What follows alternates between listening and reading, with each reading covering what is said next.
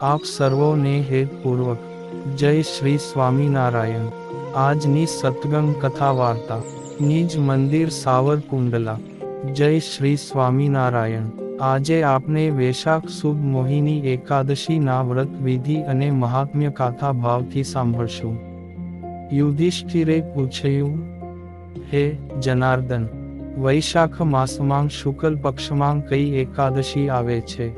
એનું ફળ શું હોય છે? એના માટે કઈ વિધિ છે? શ્રી કૃષ્ણ બોલ્યા, હે રાજન, પ્રાચીન કાળમાં પરમ બુદ્ધિમાન શ્રી રામે વશિષ્ઠજીને આ વાત પૂછી હતી કે જે આજે તમે મને પૂછી રહ્યા છો। શ્રી રામે કહ્યું, ભગવાન, જે બધાય પાપોનો ક્ષય અને બધા પ્રકારના દુઃખોનું નિવારણ કરનાર વ્રતોમાં ઉત્તમ વ્રત હોય એ હું સાંભળવા ઈચ્છું છું। વશિષ્ઠજી બોલ્યા, શ્રી રામ, તમે ઘણી ઉત્તમ વાત કહી છે। મનુષ્ય તમારું નામ લેવાથી બધા પાપોથી શુદ્ધ થઈ જાય છે, છતાં પણ લોકોના હિતની ઈચ્છાથી હું પવિત્ર માં પણ પવિત્ર ઉત્તમ વ્રતનું વર્ણન કરીશ। વૈશાખ માસમાં શુક્લ પક્ષમાં જે એકાદશી આવે છે એનું નામ મોહિની છે। એ બધાય પાપોનું નિરાકરણ કરનારી એકાદશી છે। એના વ્રતના પ્રભાવથી મનુષ્ય મોહજાળ અને પાપોના સમૂહથી છુટકારો મેળવી લે છે। સરસ્વતી નદીના રમણીય તટ પર ભદ્રાવતી નામની એક સુંદર નગરી આવેલી છે। ચંદ્રવંશમાં ઉત્પન્ન થયેલા અને સત્ય પ્રતિજ્ઞ ધૃતિમાન નામના રાજા ત્યાં રાજ્ય કરતા હતા। એ જ નગરમાં એક વૈશ્ય રહેતો હતો કે જે ધન ધાન્યથી પરિપૂર્ણ અને સમૃદ્ધ હતો। એનું નામ પણ ધનપાલ હતું। એ હંમેશા પુણ્યકામમાં જ મગ્ન રહેતો હતો।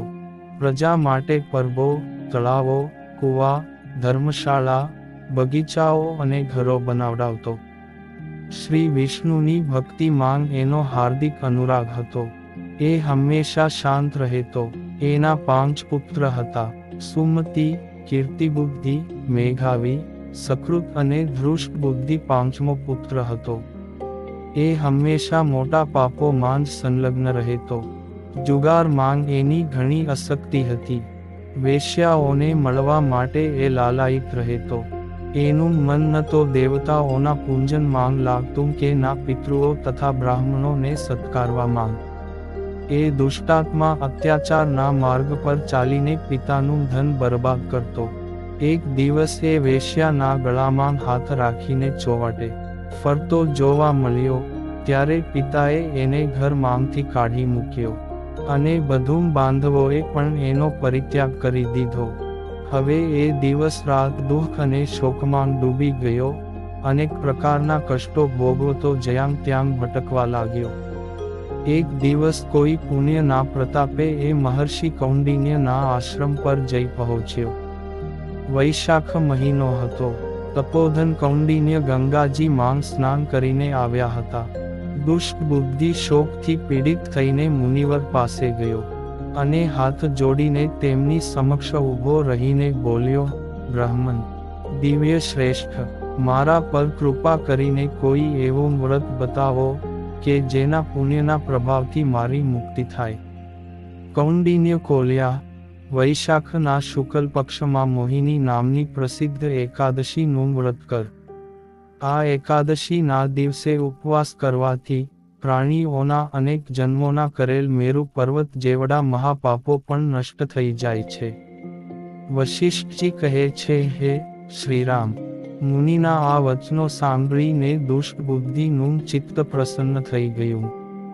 એણે કૌંડિન્યના વચન પ્રમાણે વિધિપૂર્વક મોહિની એકાદશીનું વ્રત કર્યું। હે નૃપશ્રેષ્ઠ, આ વ્રતના પાલનથી એ નિષ્પાપ થઈ ગયો અને દિવ્ય દેહ ધારણ કરીને ગરુડ પર આરૂઢ થઈને બધા પ્રકારના ઉપદ્રવોથી રહિત શ્રી વિષ્ણુ ધામમાં ગયો।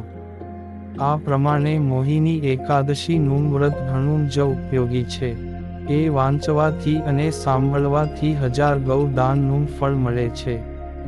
અવતરણ ચિહ્ન। આમ શ્રદ્ધા અને ભક્તિ ભાવે ધૃષ્ટ બુદ્ધિ એ પવિત્ર એકાદશીનું વ્રત કરીને મોક્ષપદ મેળવ્યું હતું એમ જ જો આપણે એકાદશી વ્રત આદરપૂર્વક અને શુદ્ધ ભાવે કરીએ તો ઉત્તમ ફળની પ્રાપ્તિ થાય છે.